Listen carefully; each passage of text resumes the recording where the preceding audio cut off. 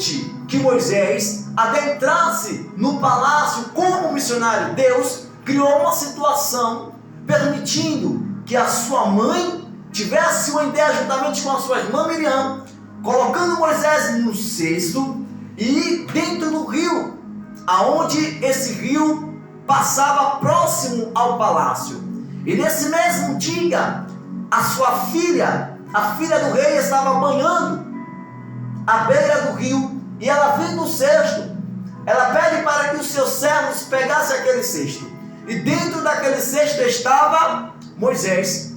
E agora essa mulher, pegando agora Moisés, ela começa a criar dentro do palácio.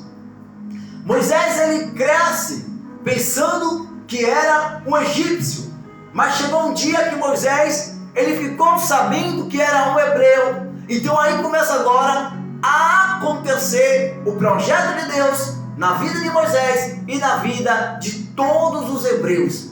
Deus escolhe Moisés para libertar o povo que estava escravizado por quem? Por Faraó.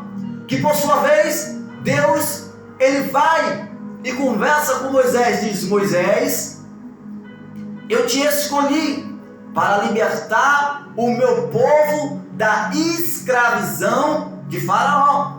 No primeiro momento, Moisés, ele questiona Deus: Deus, mas por que eu? Só que a estratégia de Deus é tão perfeita que ele criou primeiro uma situação para fazer com que Moisés viesse para onde? Dentro do palácio. Morasse aonde? Dentro do palácio. Por quê? Porque Deus, ele, quando nos escolhe, ele nos dá o livre-arbítrio. Quando Deus escolhe Moisés, Moisés estava onde? Dentro do palácio, vivendo do bom e do melhor. Mas Moisés tinha algo mais importante do que as riquezas que habitava dentro do palácio. Moisés tinha a sua fé em um Deus Todo-Poderoso. Foi por essa fé que Moisés abriu mão de tudo para seguir as instruções de Deus e encarar Faraó, entregando os recados de Deus. E mesmo assim Faraó, ele se negou a libertar o povo. Só que com Deus é assim, meus queridos. Deus, ele dá a oportunidade para as pessoas se arrepender. Deus, ele dá a oportunidade para que as pessoas revejam seus erros. No entanto, o Faraó, ele não quis ouvir a voz de Deus por intermédio de Moisés. E Moisés teve que ir lá diversas vezes conversar com o Faraó. Quando o Faraó morre, rei agora Ramsés, que por sua vez continua também Moisés indo de encontro a Ramsés, sempre falando com ele, pois Moisés era irmão de Ramsés, que porventura foram criados juntos dentro do palácio, irmão de consideração.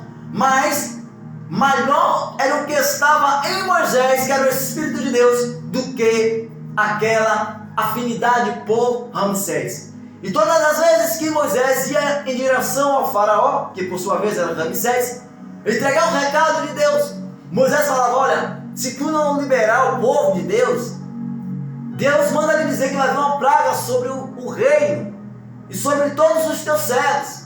E ele não acreditava, e assim acontecia. Ele voltava atrás dizendo: não, Moisés, pede para o seu Deus parar com as pragas que nós vamos te liberar. Mas eles não liberavam. O que é que acontece? Na 10ª praga, Deus, ele mata o filho de Ramsés.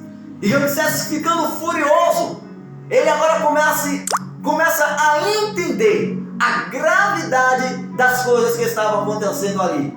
Pois todos os deuses que Ramsés adorava não puderam defendê-lo do verdadeiro Deus, que é o Deus de Abraão, de Isaac e de Jacó.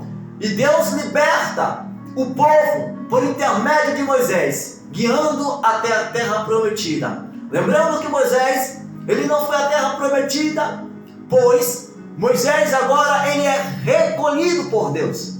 Moisés ele é transfigurado por Deus.